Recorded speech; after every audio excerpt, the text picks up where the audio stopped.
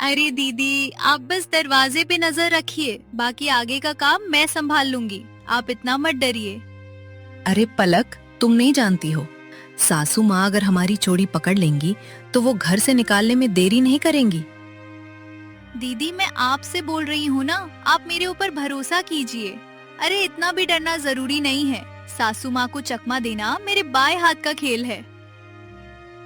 इधर बाहर सुमित्रा देवी अपने कुर्सी पे बैठ सुबह की ठंडी हवा का आनंद ले रही हैं। कोमल, चाय लाने में तुम इतना देर क्यों लगा रही हो? अरे मैं कब से चाय के इंतजार में बैठी हूँ। बस माँ जी, तनिक देर और, बस अब चाय बन ही चला है। दीदी, मैंने कहा था ना, सासू जी अभी रसोई में नहीं आएगी। आप जल्दी से भोजन कर लिए। पलक और कोमल दोनों बहुएं जल्दी जल्दी भोजन कर लेती हैं। पलक, मैं इस घर में 6 साल से रहती आ रही हूँ। तुम तो अभी 2 साल पहले ही ब्याह के आई हो। मैं 6 साल से इस दुख को झेलती आ रही हूँ। आखिर हम कब तक इस तरह छुप छुप के भोजन करेंगे? दीदी, जब तक सासू अम्मा का नजरिया नहीं बदलेगा, तब तक हमें घोर कष्ट सहना पड़ेगा। वो जिस दिन अपना नजरिया बदल के हमें घर की लक्ष्मी का दर्जा दे देंगी, उसी दिन से हमारा जीवन सुख से भर जाएगा। बहन, जब ऐसा बात है तो ये सपना इस जन्म में पूरा नहीं होगा। सासू अम्मा अपना बात तो टाल ही नहीं सकती। नजरिया बदलना बहुत दूर की बात है। पलक चाय की प्याली सुमित्रा देवी को थमा देती है। सुमित्रा देवी चाय के चुस्की का आनंद लेने लगती हैं। तभी वहां पे कामता प्रसाद आ जाते हैं। आइए, आप बिल्कुल सही समय पे पधारे हैं। अभी अभी ताजा चाय बनवाना है मैंने। अरे हाँ हाँ सुमित्रा देवी, हमें पता है आप सुबह सुबह ताजा चाय का आनंद लेती हो।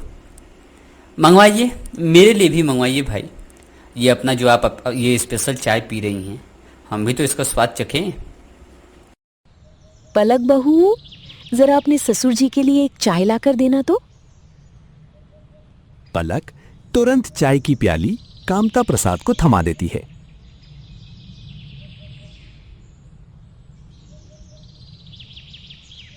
अजी, आज आपको शहर जाना है ना? हाँ भाग्यवान, आज मुझे शहर जाना है। बताओ क्या बात है? शहर से कुछ सामान लाना है क्या?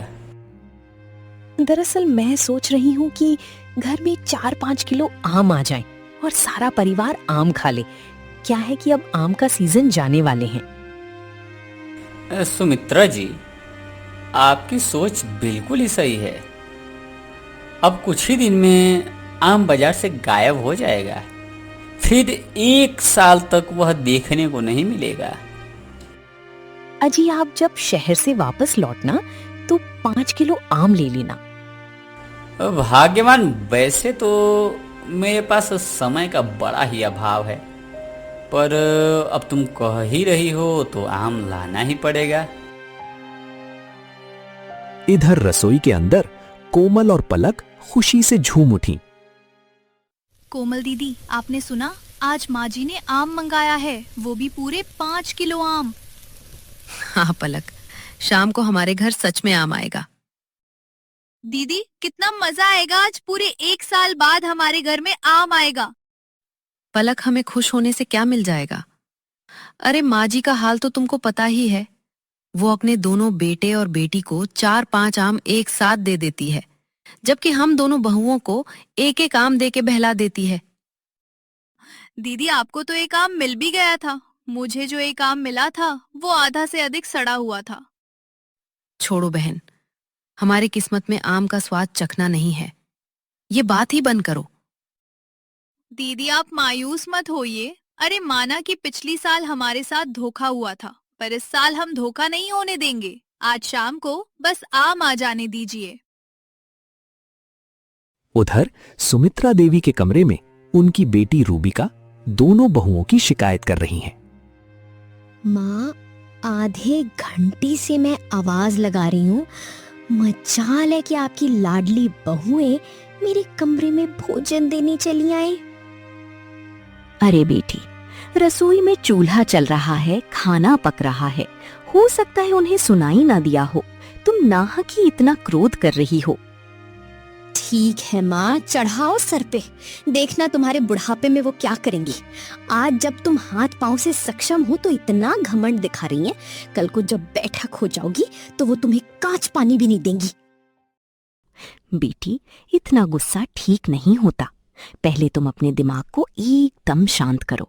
मैं उन दोनों से बात करती हूँ। सुमित्रा देवी रसोई में चली जाती हैं। माँ, तुम क्या बोल रही थी कि दोनों बहुएं काम में होंगी? यहाँ तो कोई भी नहीं है। बेटी, मैंने तुमसे कहा ना, पहले अपने दिमाग को एकदम शांत कर लो। इतना गुस्सा ठीक नहीं है बेटी। सुमित्रा देवी और रूबिका घर के पीछे बने हॉल में चली आईं। उनकी दोनों बहुएं वहीं पे थीं। सुमित्रा देवी कड़कते हुए बोली, बहू, तुम दोनों यहाँ हॉल में? अरे, रसोई छोड़ के यहाँ क्या कर रही हो? माँ जी, गर्मी के मारे मेरा तबीयत बिगड़ रहा था। अरे, रसोई में आग बरस रहा है, इसीलिए हम दोनों थोड़ी देर के लिए यहाँ हवा लेने चली आई। माँ, देख रही हो, ये बात तो ऐसे कर रही है जैसे इनके मायके में 24 घंटे एसी लगा था। ये उसे छोड़ के हमारे घर चली आई। छोटी भाभी, आप थोड़ा कम डींग हाँको। अरे, हमें आपके विषय में सब पता है। ये भी पता है कि आपका मायका कितनी पानी में है। ननद जी, आप मुझसे बात कीजिए। मेरे मायके जाने की क्या जरूरत है? आप अपनी आदत छोड़ दीजिए। ये बात बात पे मायके जाना अच्छी बात नहीं है। माँ, देख रही हो ना, महारानी कैसे जबान लड़ा रही है। अरे, तुमने इस घर के बहुओं को इतना छूट दे रखा है कि वो अपने सामने किसी को कुछ समझती ही नहीं है। पलक बहू, तुम्हारी हिम्मत कैसे हुई रूबिका से कड़े लहजे में बात करने की? अरे, तुम मत भूलो, रूबिका इस घर की लाडली बेटी है और तुम इस घर की छोटी बहू। तुम अपने हद में रह के बोला करो। चलो, अब माफी मांगो मेरी लाडली बेटी से। माँ जी, माफी तो मांग लूंगी, पर पहले आप मेरी गलती बताइए। मैंने ऐसा क्या कर दिया कि मुझे रूबिका जी से माफी मांगना पड़े? देख लो माँ, अब तक तो मेरे साथ ही बदतमीजी हो रही थी, अब तुम्हारे साथ भी शुरू हो गया। लो, चढ़ाओ अब सर पे। तुमने ही सर चढ़ाना शुरू किया है, तो अब भुगतो। पलक, अब तुम हद से ज्यादा बोल रही हो। जल्दी से माफी मांग लो। एक तो मेरी बेटी को खाना नहीं दे रही हो, ऊपर से तुम जबान लड़ा रही हो। अरे, मेरी बेटी सुबह से खाना मांग रही थी। एक तो तुम दोनों ने खाना नहीं दिया, ऊपर से यहाँ उसे बात सुना रही हो। चलो, जल्दी अब माफी मांगो। माँ जी, मैंने कोई गलती नहीं किया है। अरे, माना कि आपकी बेटी लाडली है, पर आप ये मत भूलिए कि मैं भी अपने घर की लाडली बेटी ही थी। मुझ में भी इनके जितना ही अकड़ है। मैं कोई माफी वाफी नहीं मांगने वाली। पलक की बात सुन सुमित्रा देवी का पारा आसमान पे चला गया। ठीक है बहू, फिर तुम अकड़ में ही रहो। तुम्हारा अकड़ मैं शाम को तोड़ती हूँ। आने दो मेरे बेटे को, तुम्हें वही सबक सिखा देगा। चल बेटी रूबिका। सुमित्रा देवी भभकते हुए वहां से चली जाती है। बड़ी बहू कोमल पलक का बहस देख अंदर ही अंदर डर गई थी। अरे पलक, तुम्हें ये क्या कर दिया? अरे, तुम अपने जीवन में जानबूझ के आग लगा रही हो। तुम सासू अम्मे के गुस्से को नहीं जानती हो। वो तुम्हारा जीवन नर्क कर देंगी। दीदी, जीवन नर्क करना इतना आसान नहीं है। वैसे भी सासू माँ जब बूढ़ेपन में हमारे जीवन नर्क कर सकती है, तो हम तो अभी जवान ही हैं। हम उनका जीवन महानर्क कर सकते हैं। पागल, तू क्या बकबक किए जा रही हो? तुम्हें पता भी है सासू माँ से लड़ाई करने के अंजाम के विषय में? दीदी, मैं अंजाम से नहीं घबराती। अरे, मैं अपने बाप की असल बेटी हूँ। आप मुझे हल्का में ले रही हो। देखो पलक, पागल मत बनो। शाम को जब प्रकाश आएंगे तो सासू अम्मा उनका कान भर देंगी, और वो तुम्हारे साथ क्या करेंगे अब भगवान ही जाने। दीदी, मैंने कहा ना आपसे, मैं माफी नहीं मांगने वाली। भले ही मेरा सर कट जाए, पर मैं बिना गलती के झुक नहीं सकती। ठीक है पलक, तुम करो अपने मन का मनमानी, लेकिन तुम ये भी जान लो कि रवि और उनके छोटे भाई प्रकार अपने माँ के इशारे पे नाचते हैं। अरे रवि ने न जाने कितनी बार सासू अम्मा के झूठे आरोप के कारण मेरी पिटाई कर दिए है। तुम्हें बहुत कष्ट हो जाएगा बहन। भाभी अब आप शाम को ही देख लेना, मैं इस बुढ़िया के चाल में इसे ही फंसा दूंगी। अरे माना कि बेटा इसका कहाँ मानता है, पर आप ये मत भूलिए कि मैं उसकी पत्नी हूँ। पत्नी का पवार आपने अभी देखा नहीं है, आज शाम को देख लेना आप। धीरे धीरे समय का चक्र चलता गया और दिन का पहर गुजर गया। शाम को कामता प्रसाद नगर से वापस लौट चुके थे। वो अपने साथ पूरे 5 किलो आम लेकर आए थे। सुमित्रा देवी जी, जैसे कि आपका फरमाइश था कि नगर से आम लेते आना, सो मैंने आपका फरमाइश पूरा कर दिया। अब आप घर के सारे बच्चे बहुओं को ये आम बराबर बराबर बांट देना। हाँ। अरे वाह, आम तो बड़ा ही स्वादिष्ट लग रहा है। मैं अभी सबको बांट देती हूँ। सुमित्रा देवी आम का पेटी रूबिका के कमरे में लेकर चली जाती हैं।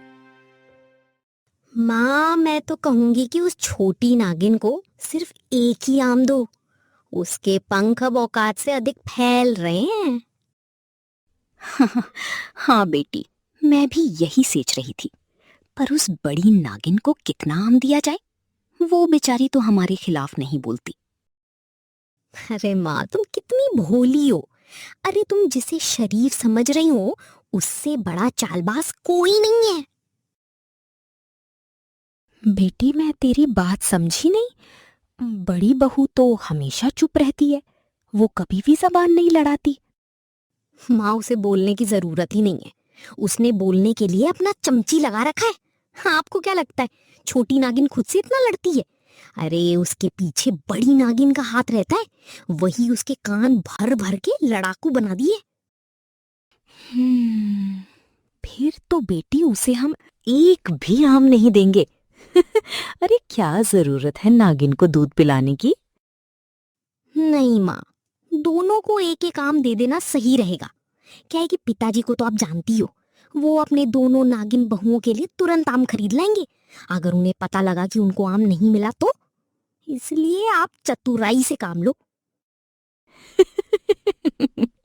अरे वाह रे मेरी चालबाज बेटी, तुमने तो ऐसा दिमाग लगाया है कि सांप भी निपट जाएगा और लाठी भी सही सलामत रहेगा। माँ, तो मुझे 2 आम दे दो, मैं उन दोनों को दे आती हूँ। बाकी के बचे हुए आम आप किचन के फ्रीज में रख दो। हम कई टका दिन सुबह सुबह आम का आनंद लेके खाएंगे। रूबिका 2 आम लेकर बरामदे में चली जाती है। बरामदे में पहले से ही दोनों बहुएं थीं। भाभी, ये माँ ने 2 आम दिए हैं, आप दोनों एक एक आम ले लो। रूबिका आम देकर वहां से चली जाती है। पलक मायूस क्यों ही रही है? अरे एक आम कम पड़ रहा है तो तुम मेरा भी आम ले सकती हो। नहीं दीदी, मैं मायूस नहीं हो रही। मैं तो ये सोच रही है, घर में 5 किलो आम आया है, उसके बाद भी सिर्फ हमें एक ही आम मिल रहा है। पलक, ये कोई नई बात नहीं है, हमारे साथ हमेशा ऐसे ही होता है। नहीं दीदी, अब ये ज्यादा ही हो रहा है। आज मैं प्रकाश की खैर नहीं छोड़ने वाली, बस वो शाम को घर आ जाए। थोड़ी ही देर में शाम का पहर ढल गया और रात्रि का पहला पहर शुरू हो गया। प्रकाश अपने मां के कमरे में है। रूबिका और सुमित्रा देवी उसके कान भर रही हैं। भैया, शुक्र मनाइए कि इस घर में भाभी का नहीं चलता है। अगर उनका बस चले तो हम माँ बेटी को घर से निकाल देंगी। अरे नहीं रूबिका, ऐसी बात नहीं है। अरे मेरे रहते पलक का इतना हिम्मत नहीं, नहीं, वो आप दोनों को आंख भी नहीं दिखा सकती है भाई। बेटा, तुम आंख दिखाने की बात कर रहे हो? अरे वो आज हम दोनों से दिन भर लड़ी है। पता है, तुम्हारी बहन को तो उसने ये तक कह दिया कि इस घर में रह के हराम का खाती है। बेटा, तेरे रहते उसने इतना सब कुछ बोल दिया। भैया, उतना ही नहीं, भाभी ने माँ के साथ जो किया है उसे तो मैं जीवन भर याद रखूंगी। माँ के साथ उसने ऐसा क्या कर दिया है जो तुम जीवन भर याद रखोगी? रूबिका, सच सच बताओ, उसने माँ के साथ क्या किया है? अगर कुछ उसने उल्टा सीधा किया, मैं आज उसकी खैर नहीं छोड़ूंगा। बताओ, जल्दी बताओ, उसने क्या क्या? प्रकाश को गुस्से में देख चालबाज माँ और बेटी मन ही मन खुश हो गईं। रूबिका, मैं तुमसे कुछ पूछ रहा हूँ, जल्दी बताओ, आखिर उसने ऐसा क्या किया है जो तुम जीवन भर नहीं भूलोगी? भैया, उन्होंने सबके सामने भाभी का अपमान ये कह के कर दिया कि आप बूढ़ी हो चली हो, आपको 2 रोटी सुबह खाना चाहिए और 2 रोटी शाम को, और चुपचाप एक कोने में पड़े रहना चाहिए। वैसे तो उसने कुछ गलत नहीं कहा है। अरे क्या जरूरत है माँ को हमेशा लड़ने की, जब देखो तब बहुओं से लड़ती रहती है।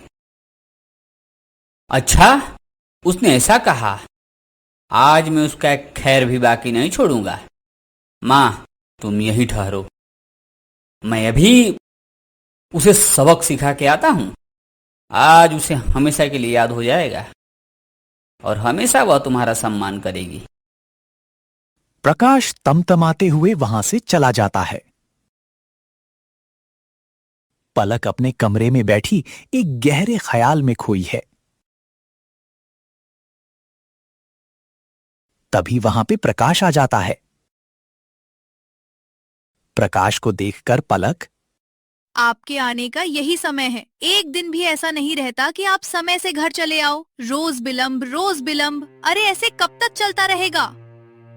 पलक, हम इस विषय में बाद में भी बात कर सकते हैं। फिलहाल इस बात को दरकिनार करो और मुझे ये बताओ कि माँ के साथ तुमने बदतमीजी क्यों की? अरे, माँ के साथ कोई बदतमीजी करता है? बताओ, कैसी सोच है तुम्हारी यार? अच्छा, तो मेरा अंदाजा बिल्कुल ही सही है। मैं सुबह से जानती थी कि आपके आने के बाद ही सासू माँ और ननद जी कान भरने में लग जाएंगी। मैंने जैसा सोचा बिल्कुल वैसे ही हुआ। देखो पलक, तुम उन दोनों को गलत समझ रही हो। अरे तुम्हें क्या दिक्कत है उन दोनों से भाई?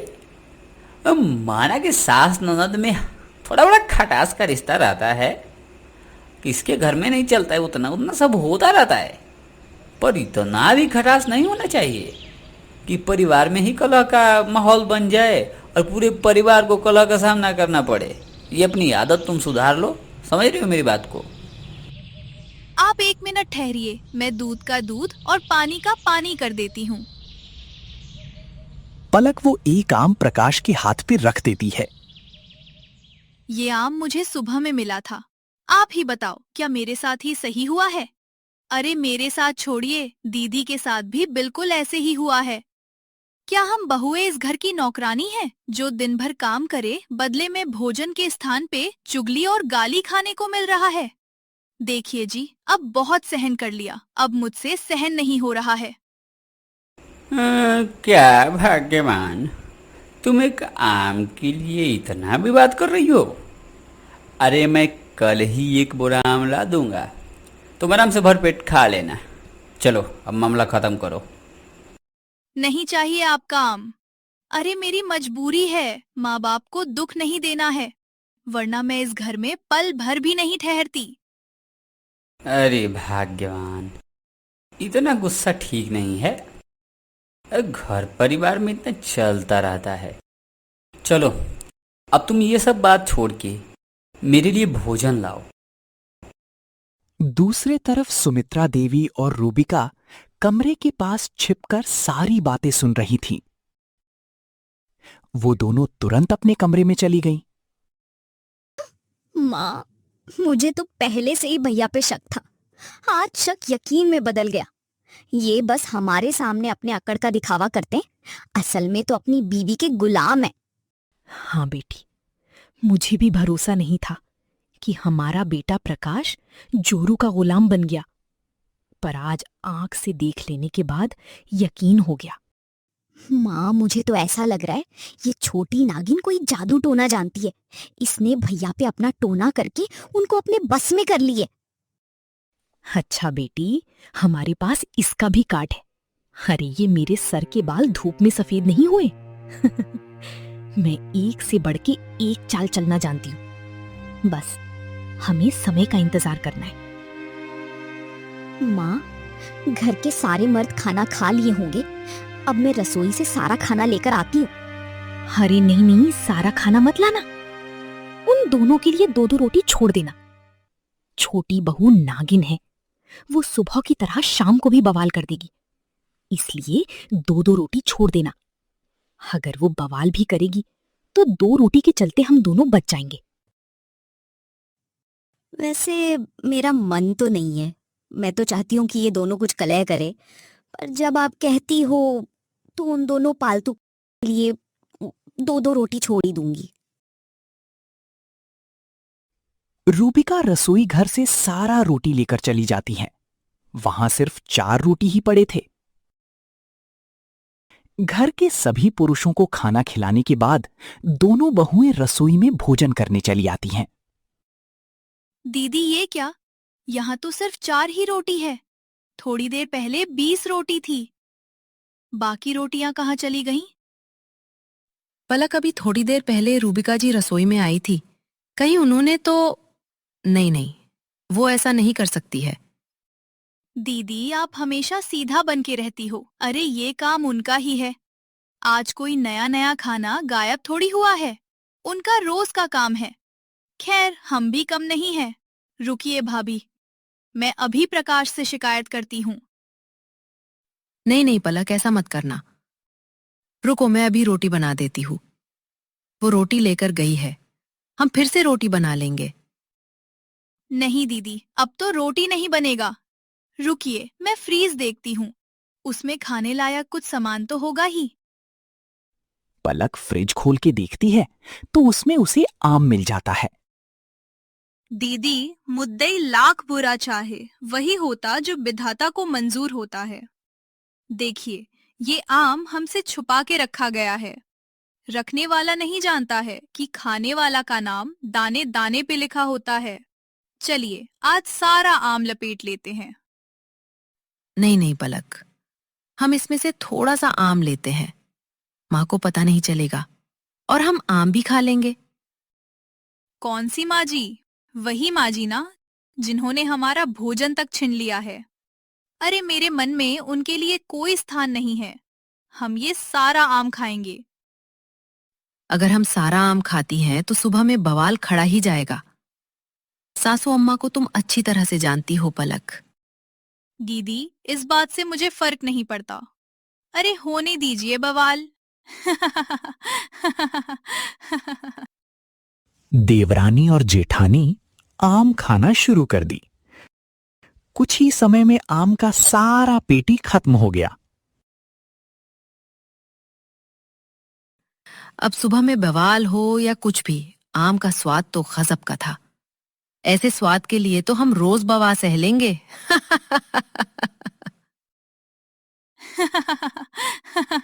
दीदी, सच में आम जानदार था। चलिए, अब हम आराम करते हैं। सुबह का बवाल भी झेलना है। धीरे धीरे समय का चक्र चलता गया और रात्रि का पहर गुजर गया। अगले दिन रूबिका रसोई में आम लाने जाती है। वहां जाने के बाद वो देखती है आम का पेटी ही खाली है। अरे, शाम को पूरे 4 किलो आम था और पेटी एक भी आम नहीं बचा है। सारा आम कहाँ चला गया? रूबिका तमतमाते हुए अपने माँ के पास चली आती है।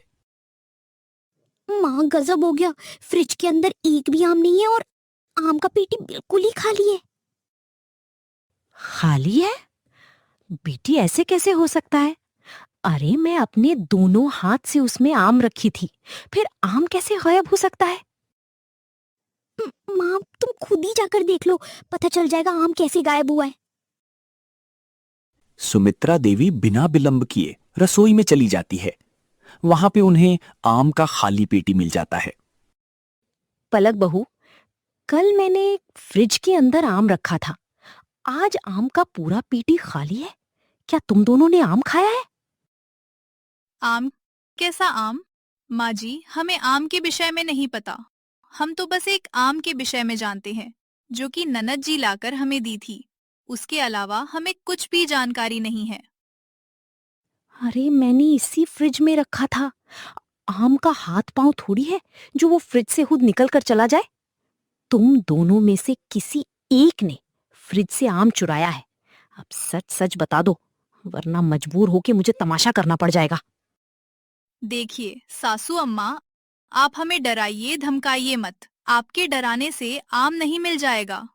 अरे जब हमें उसके विषय में जानकारी ही नहीं है, तो आप बवाल करो या झवाल, हमें उससे कोई फर्क नहीं पड़ने वाला। पलक की बात सुन के सुमित्रा देवी को तो जैसे मिर्ची लग गया हो। ठीक है बहू, मैं अभी तुम्हारी अकड़ तोड़ती हूँ। सुमित्रा देवी अपने पति कामता प्रसाद जी के पास चली जाती हैं तथा उनसे सारी बात बता देती हैं। भाग्यवान, ये तो आश्चर्य की बात है। तुम घर की लक्ष्मियों के ऊपर चोरी का आरोप लगा रही हो। अरे मान लिया कि उन्होंने आम खा लिया, इसमें कौन सा गुनाह है भाई? आम खाने के लिए ही आया था ना, उन्होंने खा लिया। छोड़ो अभी ये सब बातें, जाओ और अपना काम करो। तुम भी ये छोटी छोटी बातें लेके आ जाती हो यार, तुम्हें शर्म नहीं आता है? खाने पीने चीजें जो है उन्हें खाने दो, खाने के लिए ही आया है, इसमें कौन सी बुरी बात है? जाओ अपना काम करो अब। कामता प्रसाद की बात सुन के सुमित्रा देवी का तन बदन भभक गया। वो अपने गुस्से को अंदर ही निगल गई। दूसरी तरफ पलक और कोमल किसी योजना के विषय में बात कर रही थीं। पलक बहन, माँ जी का कोई दोष नहीं है, वो तो सिर्फ एक मोहरा है। असल में ये सब रूबी का ननद का किया धरा है। वो रोज सासू माँ की कान भरती है। दीदी, इसका मतलब यह है, जब तक रूबिका इस घर में रहेगी, तब तक घर के अंदर कलेश मचा रहेगा। हाँ बहन, जब तक हमारी ननद इस घर में रहेगी, तब तक हमें दुख ही दुख होने वाला है। तो दीदी, अब हम ननद जी का फील्डिंग आज ही लगा देते हैं। वो इस घर में अब ज्यादा दिन नहीं रुकने वाली। पलक, मैं तुम्हारी बात समझी नहीं। आखिर तुम कहना क्या चाहती हो? साफ साफ बताओ। दीदी, मेरे मामा जी का एक लड़का है, मैं उसकी शादी ननद जी से करा दूंगी। ये ब्याह के उसके घर चली जाएगी, फिर हमारे घर में अपने आप शांति आ जाएगा। अरे राम राम बहन, तुम ये क्या करने की सोच रही हो? क्या तुम्हारे मामा के लड़के से तुम्हारी पुरानी दुश्मनी है क्या, जो उसको बलि का बकरा बनाना चाहती हो? अरे ये लड़की जिसके घर में जाएगी, उसका घर डमरू बन जाएगा। ये दिन भर डम डम करके पूरे घर वालों के नाक में दम कर देगी। अरे नहीं दीदी, आप मेरे मामा के परिवार को जानती नहीं हैं। वो इसको अपनी असली औकात में ला देंगे। उनके पास इतना अथाह धन है कि वो जैसे कहेंगे ये लड़की उनके इशारे पे नाचेगी। जब ऐसा बात है तो तुम अपने रिस्क पे ये शादी करा सकती हो। बाकी बाद में कुछ गड़बड़ हुआ तो मुझे दोषी मत बना देना। नहीं दीदी, ऐसा कुछ नहीं है, आप तनिक भी चिंता ना करें। अगले दिन पलक अपने पति प्रकाश को लेकर अपने पिता के घर चली जाती है। अरे वाह पलक बेटी, तुमने बिल्कुल सही विचार किया है। सुरेंद्र का शादी तुम्हारे ननद से हो जाता है तो भाई हमारा आपसी संबंध और मजबूत हो जाएगा, और एक साथ 3 परिवार हमेशा के लिए जुड़ जाएंगे। हाँ बेटी, बहुत अच्छा सोचा है तुमने। पर पिताजी, ये विवाह होगा कैसे? मुझे तो ये बात समझ में ही नहीं आ रहा है। बेटी, उसकी चिंता तुम बच्चों को करने की जरूरत नहीं है। अरे हम बड़े जब तक जिंदा हैं, शादी विवाह तय करना हमारा काम है। मैं कल ही तुम्हारे घर आता हूँ, और अपने समधी जी से इस विषय में बात करके जल्द से जल्द इस रिश्ते को तय करा देंगे और चट मंगनी पट ब्याह होगा। तुम्हारी ननद अपने राजगद्दी पे जाके बैठ जाएगी। पिताजी, आपका बहुत बहुत उपकार होगा अगर आप ये विवाह तय करा देते हैं तो। अगले दिन अमरेंद्र प्रसाद अपने समधी कामता प्रसाद से मिलने चले जाते हैं। अरे धन्य भाग हमारे समधी जी, आज जो आप हमारे दरवाजे पे पधारे हैं। आइए आइए समधी जी, बताइए समधी जी, मैं आपकी क्या सेवा कर सकता हूँ। समधी जी, आज मैं आपसे सेवा कराने नहीं आया हूँ, बल्कि सेवा करने आया हूँ। अजी बताइए समधी जी, मैं आपकी बात समझ नहीं पा रहा हूँ। आप मेरे घर आए हैं, आप मेरी सेवा क्यों करेंगी? ना ना, राम राम राम, मेरे ऊपर पाप चढ़ाएंगे क्या? अरे आप मेरी बात को समझे नहीं। आपकी बेटी के लिए मैं रिश्ता लेकर आया हूँ। दरअसल मेरा एक साला है जिसके बहुत ही होनहार एक बेटा है। उसका धंधा कपड़ों का है। ये समझ लीजिए समझी जी कि जितना हम और आप मिलके एक महीने में कमाते हैं वह उससे ज़्यादा 2 दिन में कमा लेता है। मुझे आपकी बेटी उसके योग्य लगी, सो मैं आपके समक्ष अपनी बात रखने चला आया।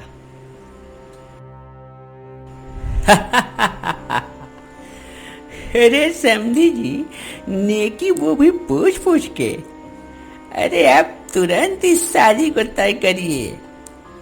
अरे भाई, आपकी बेटी हमारी बेटी, हमारी बेटी आपकी बेटी। अब इसमें पूछने जैसी कोई बात नहीं है। जाइए और आंख बंद करके इस रिश्ते को तय कराइए। आप ये समझिए कि आप अपनी बेटी के विवाह के लिए जा रहे हैं। इस प्रकार अमरेंद्र प्रसाद अपने साले साहब के घर चले जाते हैं और रूबिका का विवाह सुरेंद्र से तय कराते हैं। समय का पहिया चलता गया और विवाह का दिन भी आ गया। रूबिका और सुरेंद्र का विवाह बड़े ही धूमधाम से संपन्न हुआ। सुबह के समय पलगवनी लेने के दौरान पलक अपने ममीरे भाई से अपने घर का सारा हाल बता देती है। अच्छा दीदी, तुम चिंता मत करो। रूबिका 4 दिन के भीतर ही अपने घर आएगी और अपनी माँ से रो रो कर अपने किए हुए कर्म पे पछताएगी। देखना, मैं इसे कितना सुधार दूंगा। भैया, मुझे तो नहीं लगता, क्योंकि कुत्ते के पुंछ और बूढ़े की मूछ कभी भी सीधी नहीं हो सकती, चाहे तुम कितना भी दम लगा लो। दीदी, तुम 4 दिन के बाद मुझसे ये बात बोलना। बस मुझे 4 दिन चाहिए, देखना ये रूबिका की बच्ची गाय बन जाएगी। रूबिका अपने ससुराल में पधार चुकी थी। वो पहले ही दिन रसोई में खाना बनाने लगी। यार, इस घर में तो सिर्फ 3 लोग ही हैं। मैं तो एकदम बोर हो जाऊंगी अकेले अकेले। यहाँ तो भाभीयों के जैसा कोई लड़ने वाला भी नहीं है। थोड़ी देर बाद रसोई के अंदर रूबिका की सास आती हैं और 2 पूड़ी छोड़कर सारा पूड़ी उठा ले जाती हैं। अरे ये क्या हो रहा है? ऐसा तो मैं करती हूँ अपनी भाभीयों के साथ, या मेरे साथ होने लगा? नहीं नहीं, ऐसा नहीं हो सकता। रूबिका तुरंत अपने कमरे में चली आती हैं तथा अपने पति से सारी बात बताती हैं। अरे रूबिका, इसमें इतना बवाल क्या खड़ा करना? अरे वो हमारी माँ है, तुम उनकी शिकायत भोजन हेतु करने आई हो। अजी, मैं उनकी शिकायत नहीं कर रही हूँ। मैं तो ये बोल रही थी कि माँ जी उतने पूरियों का करेंगी क्या? अरे अकेले तो उनसे खाया नहीं जा सकता। रूबिका, तुम उसकी चिंता मत करो। अरे वो मेरी माँ है, माँ उनके मन में जो आएगा वो करेंगी। जाओ, तुम खुद के लिए और पूरी छान लो, इसमें कौन सी बड़ी बात है। सुरेंद्र की बात सुन के रूबिका का गुस्सा 7वें आसमान पे चला गया।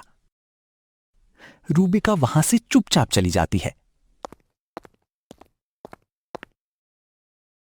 शाम के समय सुरेंद्र 1 किलो रसगुल्ले लाता है। सुरेंद्र रूबिका को एक रसगुल्ला देकर अपनी मां के साथ सारे रसगुल्ले खाने लगता है। माँ, गजब का स्वाद है इस रसगुल्ले का। अरे मेरा बस चले ना माँ, तो मैं हलवाई को अपने घर लाकर बैठा देता। सच में मैंने आज तक ऐसा रसगुल्ला नहीं खाया है। गजब का स्वाद है इसका। पर मुझे इन दोनों ने एक ही रसगुल्ला क्यों दिया है? मैं इनसे और रसगुल्ले मांगती हूँ। अजी, क्या मुझे और रसगुल्ला मिल सकता है? दरअसल ये रसगुल्ला बड़ा ही स्वादिष्ट लग रहा है। नहीं रूबिका, इस घर में बहू को सिर्फ एक ही रसगुल्ला मिलेगा, उससे अधिक कभी नहीं मिलेगा। सुरेंद्र की बात सुन के रूबिका को अपना पुराना दिन याद आ गया। हे भगवान, ऐसा तो मैं रोज करती थी अपनी दोनों भाभियों के साथ। यहाँ मेरे साथ भी वैसा होने लगा। कितना बुरा लगता है ऐसा होने पर। मैंने भाभियों के साथ ऐसा दुर्व्यवहार कर बहुत ही गलत किया। आज सच में मेरी आंखें खुल गईं। मैंने माँ को भड़का के भाभियों पे बहुत अत्याचार किया है। अजी, मुझे सब कुछ समझ आ गया है। मुझे अपनी गलती का एहसास हो गया है।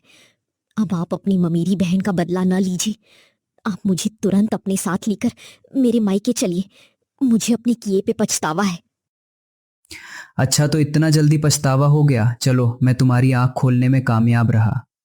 यार रूबिका, तुम खुद से सोचो, किसी भी बहू के साथ दुर्व्यवहार करना उचित है क्या?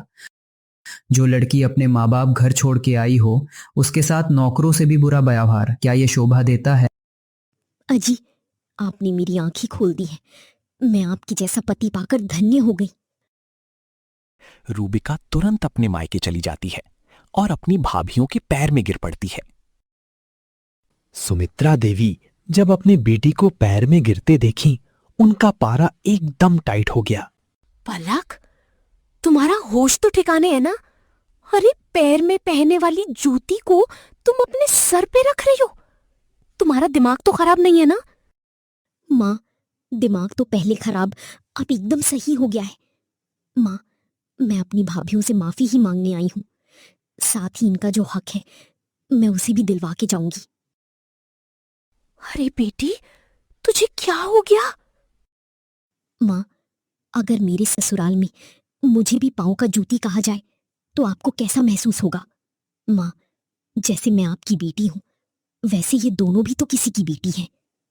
अब आपको भी समझ लेना चाहिए कि ये इस घर की नौकरानी नहीं है, बल्कि इस घर की मालकिन है। अपनी बेटी की बात सुन के समित्र देवी का अकड़ और घमंड दोनों ही एक साथ खत्म हो गए। वो तुरंत अपनी दोनों बहुओं को गले लगा लेती है। मेरी प्यारी बहू, वैसे तो मैं माफी के लायक नहीं हूं, पर तुम दोनों मुझे माफ कर देना। मुझे अपनी गलती का एहसास हो गया है। इस प्रकार पलक की सूझबूझ से उसकी ननद और सासों का आंख खुल गया। सभी लोग आपसी बैर समाप्त कर एक साथ प्रेम पूर्वक रहने लगते हैं। हमें आशा है कि आपको यह कहानी पसंद आई होगी। कृपया चैनल को सब्सक्राइब करें और वीडियो को लाइक ज़रूर करें। साथ ही कमेंट में हमें बताएं कि क्या पलक और कोमल सही थी या फिर रूबिका अपने स्थान पे सही थी। साथ ही सुमित्रा देवी का अकड़ जिस प्रकार से उनकी बहुओं ने तोड़ा, क्या वो रास्ता सही था? साथियों, अक्सर हमारे भारत देश में हर घर में इस तरह की कहानी देखने को मिलता है। एक सास अपनी बहुओं को हमेशा दबाती है, हमेशा उनके ऊपर रौब दिखाती रहती है, जबकि उसे समझना चाहिए कि यहाँ जैसे उसकी बेटी है, उसी प्रकार से सबकी बेटियाँ हैं। कोई अलग नहीं है, कोई पराया नहीं है।